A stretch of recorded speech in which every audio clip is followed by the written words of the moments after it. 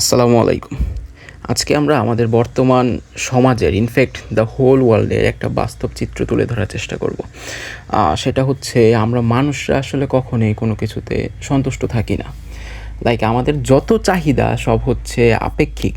এগুলা সবসময়ই পরিবেশের সাপেক্ষে চেঞ্জ হইতেই থাকে। কখনোই কোনোটা কী বলে যে ধ্রুবক থাকে না। তো আমি ছোট একটা গল্প বলবো। লাইক আমরা যখন ছোট ছিলাম তখন আমরা বিভিন্ন গল্প শুনতাম, আলাদিনের গল্প। ওই রকমই একটা গল্প বলবো। একটা লোক একটা ম্যাজিক্যাল ল্যাম্প পাইলো, আলাদিনের চেরাগের মতো। পাওয়ার সাথে সাথে ওইটা থেকে একটা জিনি দৈত্য বের হয়ে আসলো এবং সে তাকে জিজ্ঞাসা করলো যে, চাও, তুমি আমার কাছে কী চাবা? তুমি যা চাইবা আমি তোমাকে তাই দিব।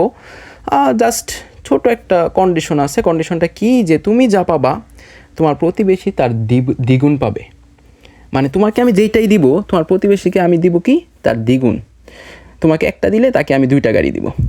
তো আমরা আসলে মিডল ক্লাস ফ্যামিলি সবার আগে কি চায় যে একটা সুন্দর একটা বাড়ি হোক। তো সেও সেমভাবে চাইলো যে আমাকে একটা বাড়ি করে দাও।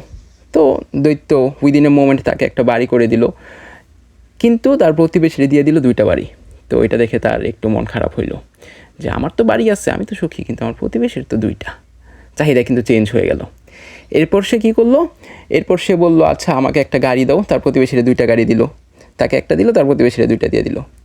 তো তার মনে আসলে হিংসা জন্মাইতে লাগলো। তার মনে আসলে এই যে তার প্রতিবেশী তার চেয়ে দ্বিগুণ বড়লোক হয়ে যাচ্ছে, তার প্রতিবেশী তার চেয়ে বেশি রিচ হয়ে যাচ্ছে, এগুলো দেখে তার আসলে আর সহ্য হইতেছিল না।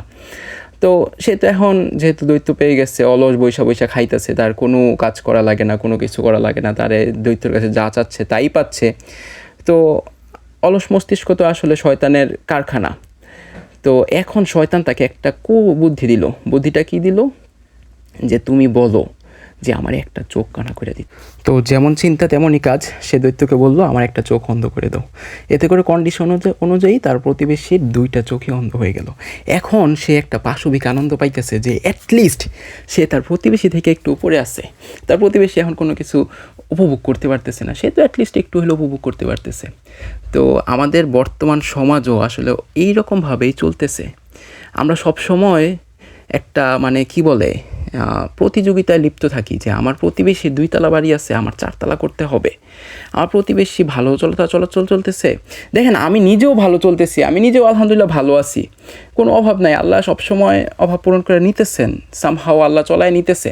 কিন্তু আমি এটা নিয়ে সন্তুষ্ট না। আমি চাই আমার প্রতিবেশী তো এটা করে ফেলতেছে, আমার তো এর চেয়ে বেশি করতে হবে। কিন্তু ভাই আসলে এই দুনিয়ার এই প্রতিযোগিতায়, এই মানে সস্তা প্রতিযোগিতায় নাইমা আমরা কিন্তু আল্লাহ তাআলা আমাদেরকে যে জন্য সৃষ্টি করছিল সেই আসল মাকসাদই আমরা ভুলে দিতেছি। আল্লাহ তো ভাই আমাদেরকে এই জন্য সৃষ্টি করে নাই, আমাদের উপরে এত দায়িত্ব এত কর্তব্য দিয়ে তো আল্লাহ আমাদেরকে সৃষ্টি করছিল না।